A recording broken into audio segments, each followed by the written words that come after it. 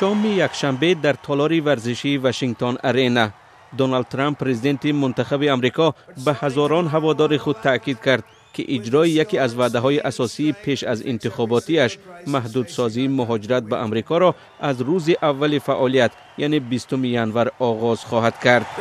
آگاه در مراسم سوگندیادکنی من مسئله تحکیم نظارت و به طور قاطعانه احیای ثبات مرزها را مطرح خواهم کرد. ترامپ اینچنین قید کرد که طبق وعده دادش از امروز 20 ینور اخراج میلیون ها مهاجر غیر قانونی را که در ایالات متحده به سر میبرند آغاز میکند. با در نظر داشت اندازه مشکل مهاجرت، کارشناسان بر این نظرند که عملی نمودن این اقدام شاید پول و وقت زیادی را طلب کند. به همین مانند تحلیلگران بر آن باورند که وعده دیگر ترامپ در مورد پایان دادن به جنگ اوکراین نیز کاری آسان نیست، زیرا روسیه در حال پیشرفت قرار داشته. پرزیدنت این کشور ولادیمیر پوتین باور دارد که در این نزاع پیروز می شود.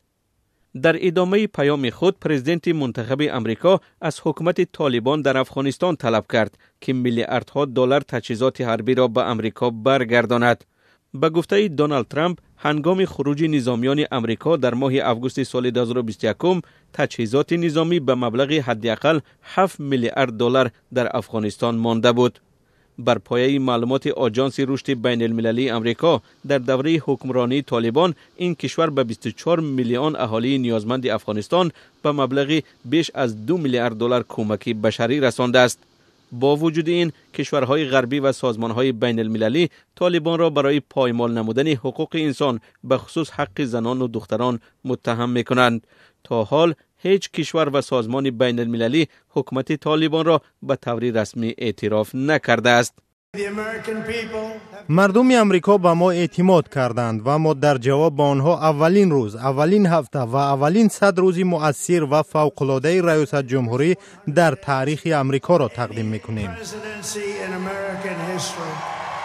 امروز ساعت 12 به وقت واشنگتن، دونالد ترامپ همچون پرزیدنت 47 امریکا رسما سوگند یاد می‌کند.